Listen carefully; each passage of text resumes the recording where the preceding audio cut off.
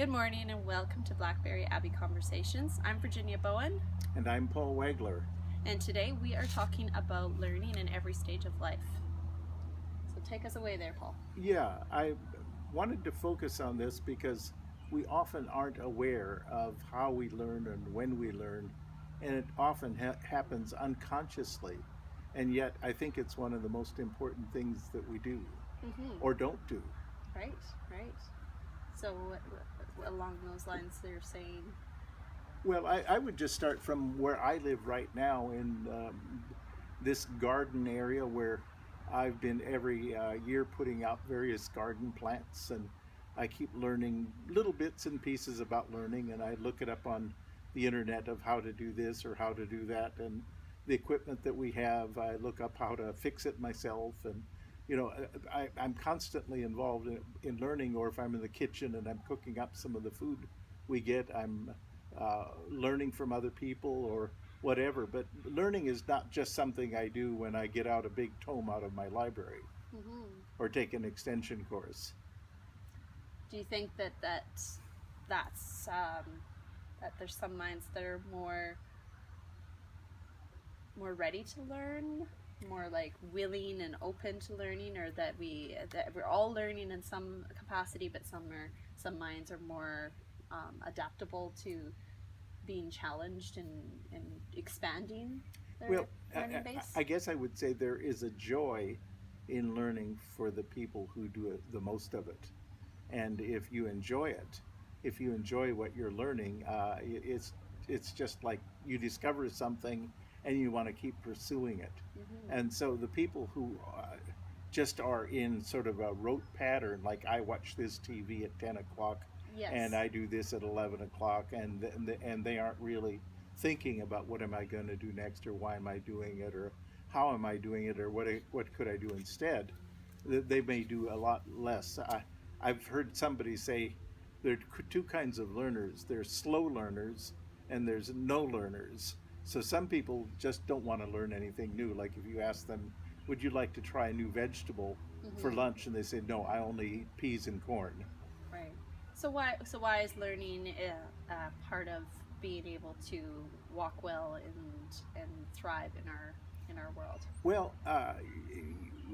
there's so many aspects. Like in our work, people who are willing to learn are given bigger and more challenging jobs, and whether or not they get paid more, or even if they don't become famous or prestigious or whatever, I find that challenge is in and of itself rewarding to overcome things like figuring out how to make my roses grow without blight, and how to give them the right fertilizers so that they maximize what they can do, or how I can grow the best tomatoes or the best squash. And I'm just using my current local things as a 71-year-old living on the Sunshine Coast. I mean, I could go back to my days as a Harvard student, or my days in first grade when I wasn't even in school and I had to learn without being in school, without the right textbooks. But at every stage of life, we have opportunities to learn. What would stop us from being able to learn, do you think? Like, what type of things could be potential obstacles from a person really, Yeah. achieving their fullest potential? I guess part of it, there's two parts of it. One is if people reward you and appreciate you for what you learn.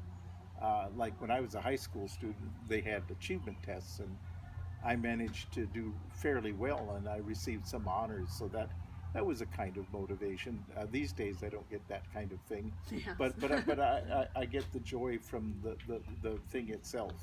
I just let her sit here if she wants. All right. Back to it. So learning, how do you think our learning has evolved? Well, Because I mean, obviously we have modern conveniences like technology that have it's like an influx of information for us to learn or to draw upon, right? Yeah, we are bombarded with more information than anybody could begin to take advantage of. Yeah. And that can almost be a disadvantage.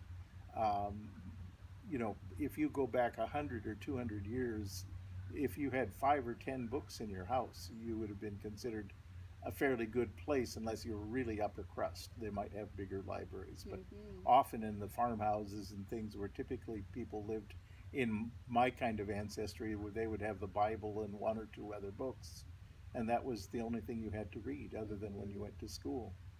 And Mm-hmm. now I can look up in the internet and I can get access to just far more information than anybody could ever imagine. Mm. But I think it has to come out of where we are. And I'd like to go just one sort of theory, which is that people learn rationally and they also learn by intuition.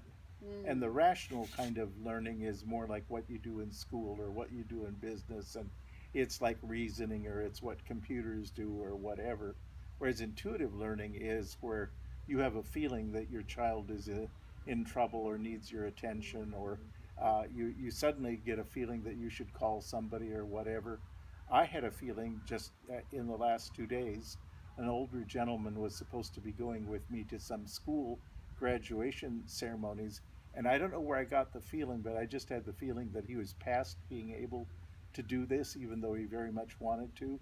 So I Mm-hmm. tried to call a few times, and his wife answered, and I said, "Well, is this gentleman able to go with me to this? You know, he doesn't really need to."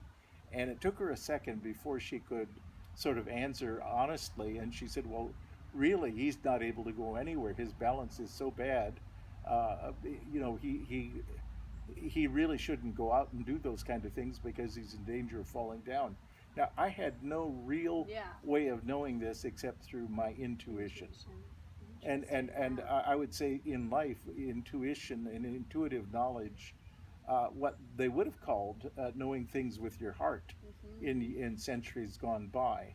And there's science that says, you know, we have two hemispheres of our brain, and one hemisphere, the right hemisphere, behaves basically like people just, you know, use the word intuition or heart knowledge. Yes. Yes. No. That, and that doesn't seem, we don't, in this particular part of the world and in this time in history, we don't seem to have a lot of regard for that type of knowledge, for that type of, our hearts being able to steer us Yeah, in a fairly accurate, yeah, direction or perception of something. But I'm a big believer in that, like everybody knows that gut feeling that, when something's not right, right? But I mean, I think often we kind of just limit it to that, yeah, that like to when there's something foreboding and you get that gut feeling. But I mean, I think it can steer us in a whole manner of other possibilities where you just have this sense that, like, oh, I need to call somebody. And I mean, I've had that happen so often where I've literally like called somebody and they're like, I was just thinking about you, like, yeah, or I was just about to call you, or any of these type of you know interactions where yeah. it's like, well, maybe we were both picking up on each other's Yeah. Well, energy or you know, something, right? we don't have a definition There's that nothing say scientific, that concrete. science Yeah. would really sort of accept. But the one person who I mentioned once before, McGilchrist, Ian McGilchrist, is one of the foremost students of this, or I should say professors and researchers on this topic. He basically says the left brain zeroes in on what is certain, whereas the right brain covers like 360 degrees, and it is less certain, but it has far wider A ability wider to pick up range. things that couldn't come through the left brain. Right. Yes. And that's fascinating because also, like, I mean, we spend a lot of time cultivating. Is it the left brain? Yeah, That you said. I think we can spend so much time um, educating that and feeding that part and affirming, making our beliefs or what we know to be true and what's scientifically proven, and we really make that really concrete. Like, I know my facts and figures. But to cultivate that other part of our brains, I think that we can do the same thing, and we can really spend time, either meditating or becoming very aware of certain, trends that and certain things that we're noticing are yeah. reoccurring, in our Well, lives, well, right? artists and storytellers and painters and all the people who are operating sort of out of the pure science realm need that part. Like you can't write a story or create a painting or Right. compose a song or even navigate certain kinds of situations. In fact, navigating relationships almost totally works on intuition. I mean, knowing a few rules of thumb is helpful, but not as helpful as being able to pick up and listen. Of course, yeah. Well, and giving it that credibility that we are picking up more than we can maybe even put words to, and more than we can then can be backed by, science, so to Yeah. speak. Well, I remember reading a book maybe 20 or 30 years ago. It was called Planning on the Left, Managing on the Right. And this was for high level business people. It basically said you made all your plans in this rational form, but when the manager or the executive involved got to it, he had to manage it totally by intuition because the plan went completely awry. You'd never have guessed when you made your plan what all was going to happen and what was going to need to be done and all the personnel people involved. Of course. So that whole premise is actually really quite fascinating, because if you think about it, if we're only so how many of us are operating only on that left brain side, or almost all exclusively, right? Because if you're only operating that to me like spells out so much disconnect, and you can see people who are really emotionally disconnected or disconnected from their what their intuition is saying, and then that presents a whole host of issues, because there's people who are like, I connect this way and this is how I want to be able to communicate, and then it's taken the wrong way because so and so is just not even cluing in at all, right? Yeah. Well, Dr. McGilchrist, the brain specialist who I mentioned, thinks that our whole Western society in the last 50 or 100 years has been steering more and more toward the left brain and disregarding all the information that we get from the right brain, and say, well, that's nice for going to the movies and that's nice for going to theater and music, but we don't need to, that's not how we think when we're doing business or dealing with a relationship or whatever. And I would agree. Yeah. And but I found it quite the contrary. I found when I was in charge of managing many people that my intuition was my main method of achieving stability and harmony and direction, and that although I needed to know the stuff from my left brain, my right brain was what gave me my best managerial abilities.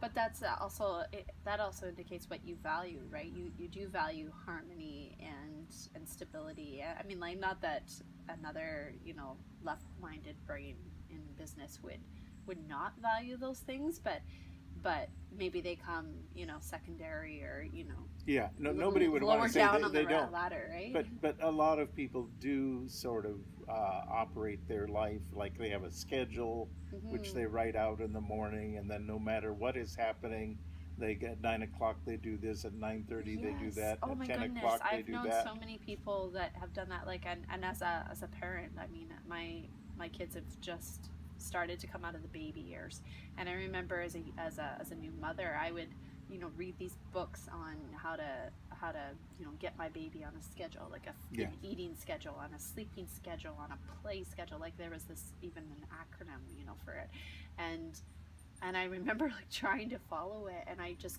couldn't. I was like, this is like, I suck at the whole making sure like that we're sticking to the 9:15 it goes down for a nap, and I couldn't do it, but I knew people that did, and it's like I guess that like I always figure, okay, well, that's how some people roll, but also, like, I think there could be the possibility that you're not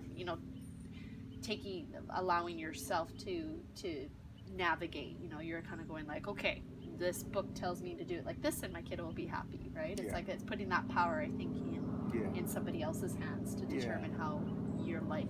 Well, in earlier times, in earlier generations, we would inherit wisdom and common sense and approaches from our elders, and then we would approach it as we saw, because conditions have always been changing. There's never been a time when conditions were just like they were when our parents or grandparents were alive. So we've always had to modify what this inherited wisdom is. But now in the 21st century, we're almost throwing away the inherited wisdom and try and take it all out of a book or out of a video or out of a class or from some professor who's actually never done something. You know, I've always laughed when I attended certain business and economic classes taught by professors who had been taught by other professors, none of whom had ever done of this business stuff, but they were teaching all these students of how to do it, but they'd never done it themselves. Exactly. Yeah, And it's it bizarre. would be like somebody teaching swimming who had never swum. Oh, exactly. I know. Well, but that's like, that is a common, like, isn't that so much of how our academic system is formed? I mean, like, Yeah. yes, there are programs, and you know, like, say if you're going to be a teacher, like you do have a teaching practicum, right? So you do have some actual experience. But Teaching experience, yeah. teaching experience. But I mean, I think there's so many other things that you can go to school for. And then you just come out the other end with a piece of paper that says you are now able to do this. And Yeah. I think experience is more valuable than what the paper says. And I think that that's actually starting to become a more regarded thing even in the workplace. Like I was talking to this one woman, and she was telling me how at her workplace she would get resumes. You know, she worked for an insurance company, and she'd get resumes from people who were, you know, supposedly qualified for the job for which they were applying, but you know, you'd ask them a few questions, or she would ask them a few questions, and then very soon see that like their ability to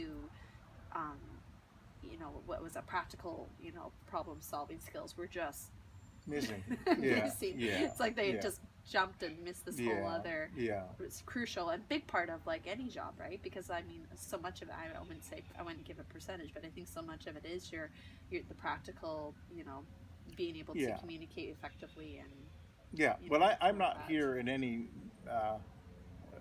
intention of putting down academic institutions. no. But we all need to know our own limits, and we need to know the limits of everybody, and we need to know the limits of a certain kind of reasoning, as opposed to things that you do intuitively, and that's why when you get a reference on somebody, they'll say, "Well, boy, they react well in a crisis," Right. or "Boy, they know how to respond," or whatever. And that's describing something completely different than whether they have a master's degree or a PhD in one sector or another. I mean, there's room and need for that kind of knowledge, but there's also need for completely different kinds of knowledge. Mm-hmm. But anyway, sort of bringing this back down to our current life, I'll just end on a slightly humorous note. I'm now 71, as you know, and I am disappointed with the number of people that are my generation or a little older who spend so much of their time on discussing their ailments and the ailments of all of their friends, the hospitals and doctors they go to, how they've had to change their medicines and diet, and their world has just shrunken down. And I almost have a new definition for old. And my definition for old is somebody who's not willing to open up their mind and hear and learn things completely out of their situation. Like my wife and I love to do travel shows and find out what's going on in Tokyo, or what's going on in India, what's going on in Ethiopia, which has nothing to do with what I'm going to do tomorrow. But while we have that kind of curiosity, I find that I don't care that much what my diet is. I don't care that much about what medicines I'm taking or not taking. That those are really very secondary. I know that I'm old and I'm going to continue to get older, but I'm going to enjoy, and I want to be doing something to the rest of my life. I don't want to be getting into this crazy thing of, well, I only have 20 years, I only have 15 years, I only have 10 years. I wonder if it's going to be tomorrow. It takes you away from the present. Takes you away from what you can experience right now. Yeah. You can pick her up if you like. This is my daughter, Bronwyn.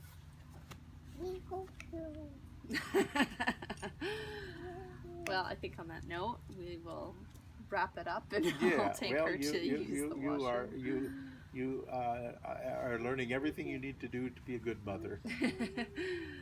Anyway, well, thank you all for watching and listening. You've seen more of our daily lives than maybe we had intended. Thanks for watching, and we'll see you next time. Bye Or bye. you'll see us next time.